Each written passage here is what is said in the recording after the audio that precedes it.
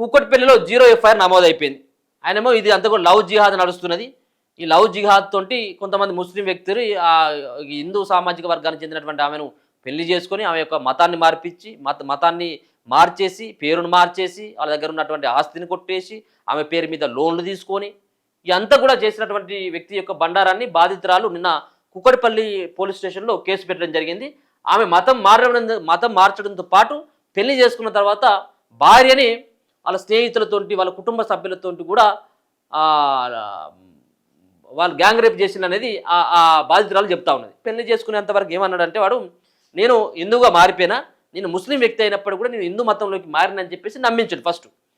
తర్వాత ఏమైంది, ఆమె నమ్మి, ఆ యువతి నమ్మి ఏం చేసింది, సరే ఇక ఎట్లా లవ్ చేసినాం కదా, ఇక బిజినెస్ చేస్తూ ఉన్నాడు కాబట్టి పెళ్లి చేసుకుందాం అన్నటువంటి ఉద్దేశంతో ఆయన పెళ్లి చేసుకున్నది. ఇక పెళ్లి చేసుకున్న తర్వాత కథం ఏమైంది, ప్లేట్ ఫిరాయించుడు.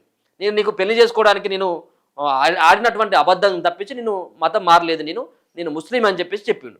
చెప్పి ఏం చేసిండు, కాబట్టి నేనే ముస్లింను కాబట్టి నువ్వు కూడా ముస్లిం దాంట్లోకి మారాలని చెప్పేసి ఆయనే వాళ్ళకి మార్పించిండట. మళ్ళీ ఆమెతో గత ఏడాది జూలైలో పెళ్లి చేసుకున్నాడు.